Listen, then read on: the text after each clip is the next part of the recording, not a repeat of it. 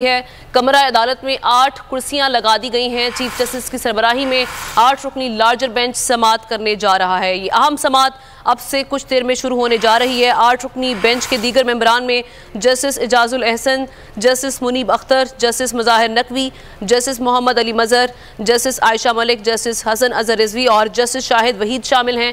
अकील अहमद हमारे नुमाइंदे हमारे साथ मौजूद हैं, उनसे मजीद तफसीलात जानते हैं। अकील, ये कहिएगा, समाअत शुरू होने जा रही है अब से कुछ देर में, तैयारियां हो गई मुकम्मल?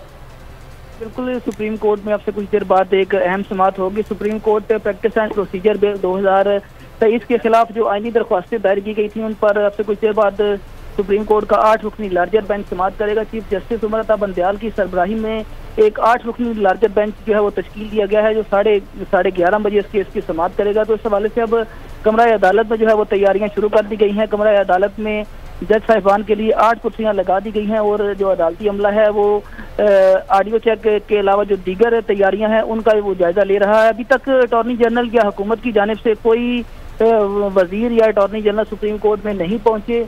11:30 बजे का टाइम दिया गया था और 11:30 बजे सुप्रीम कोर्ट का 8 रुकनी लार्जर बेंच इस केस की समाअत शुरू करेगा। जी अकील, ये बताएगा कोई दीगर सियासी रहनुमा आपको नजर आए सुप्रीम कोर्ट के बाहर? जी देखिए, अभी तक तो कोई खास बड़ी सियासी शख्सियत सुप्रीम कोर्ट के जो है वो यहाँ पर नहीं पहुंची, अहाते में नहीं पहुंची। वकला की बड़ी तादाद यहाँ पर मौजूद है। जो अदालती कार्रवाई है वो जारी है, लेकिन ताहाल किसी सियासी जमात की जानिब से जो है वो कोई बड़ा रहनुमा सुप्रीम कोर्ट नहीं पहुंचा।